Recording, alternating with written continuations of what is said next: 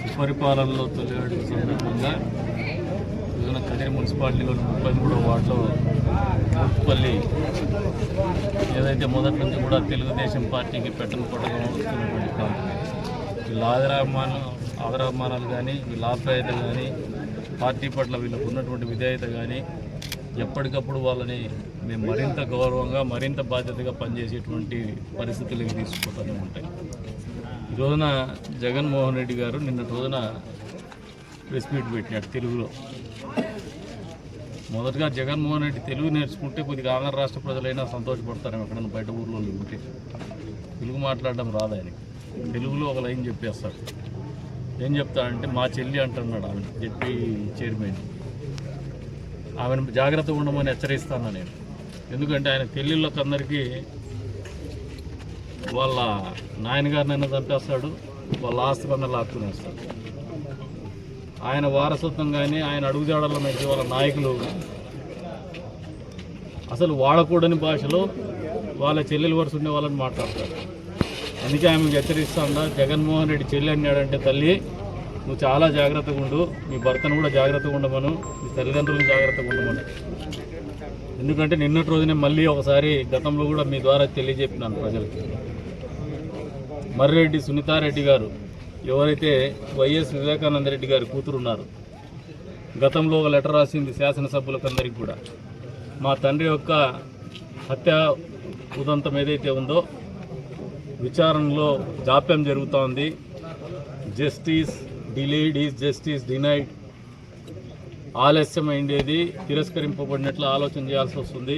కాబట్టి మాకు న్యాయం జరగాలని చెప్పేసి సాక్షాత్తు ఈ రాష్ట్రానికి మంత్రిగా చేసినటువంటి ఒక నాయకుడు, మాజీ ముఖ్యమంత్రి తమ్ముడు, గతంలో ఎంపీగా కూడా చేసినటువంటి ఒక ప్రముఖ నాయకుడు హత్య గావింపబడితే ఇంతవరకు దాని అతిగతి లేకుండా దిగ్గుదేల్చుకుంటున్నారు.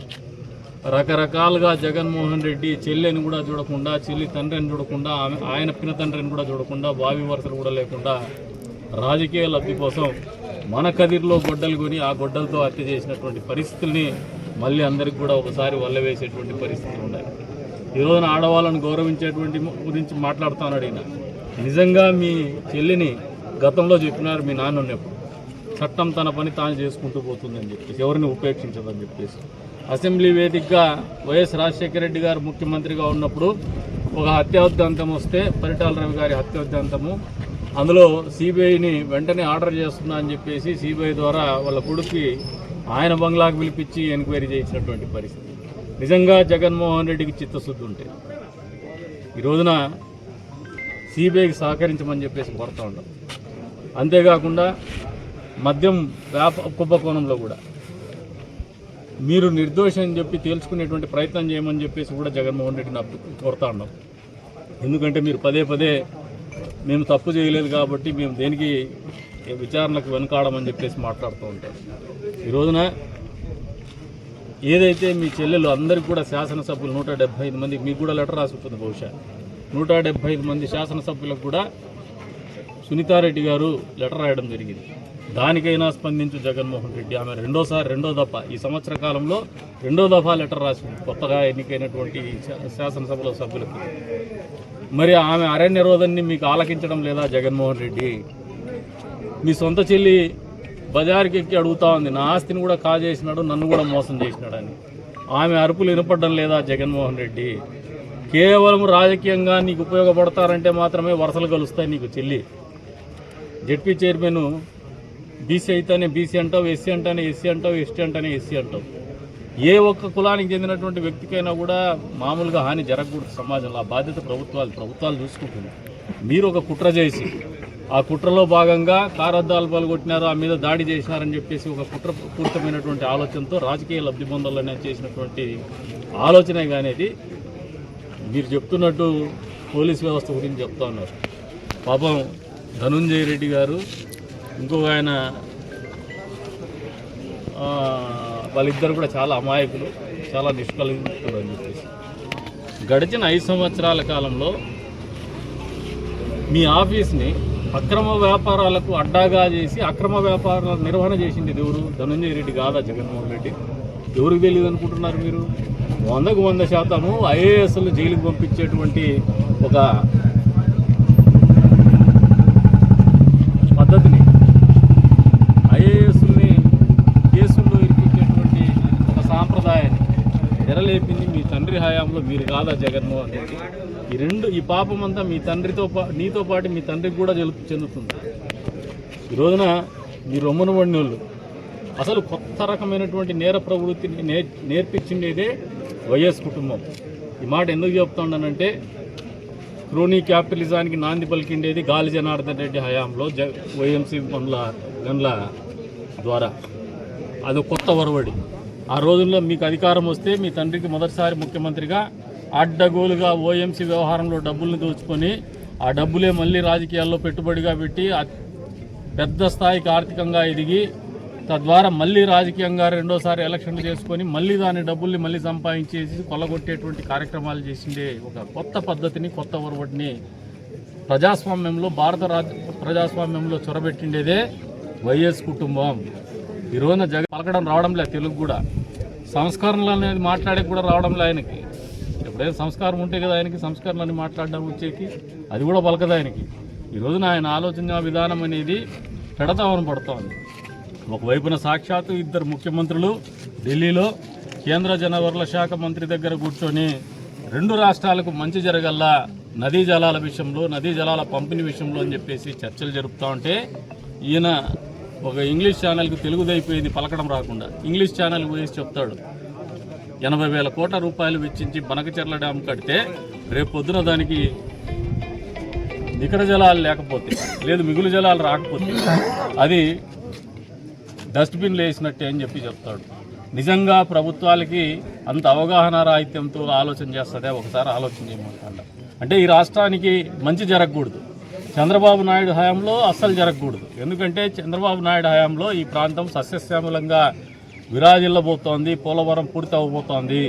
అంతేకాకుండా బనకచెర్ల డ్యాము ఏదైనా పూర్తవుతే రాయలసీమ ప్రాంతం కూడా సస్యశ్యామలంగా తయారవుతుంది. తద్వారా ఆయనకు రాయలసీమ ప్రాంతంలో మాకు కొన్ని సీట్లు వచ్చినాయి గతంలో ఎన్నికల్లో, ఇది పూర్తి స్థాయిలో పట్టుకోల్పోతామనే భయంతోనే ఈ రోజున రాష్ట్రం ఏమైపోయినా పర్వాలేదు, రాష్ట్రంలో ప్రజలు ఏమైపోయినా పర్వాలేదు, రాష్ట్రంలో రైతులు ఏమైపోయినా పర్వాలేదు, కానీ ఈయనకు రాజకీయమే ముఖ్యం, రాజ్యాధికారమే ముఖ్యమనే ఆలోచనలో భాగంగానే బనకచెర్ల డ్యామ్ గురించి ఇంగ్లీష్లో చెప్తాడు. రాష్ట్ర ప్రజల ముందు అదే తెలుగులో చెప్పమని చెప్పేసి జగన్మోహన్ రెడ్డిని కూడా కోరుతున్నాం మేము. ఎందుకంటే మీరు ఇంగ్లీష్ ఛానల్కి ఇచ్చినది బహుశా ప్రజలు గమనించరు, వాచ్ చేయరు టీవీని.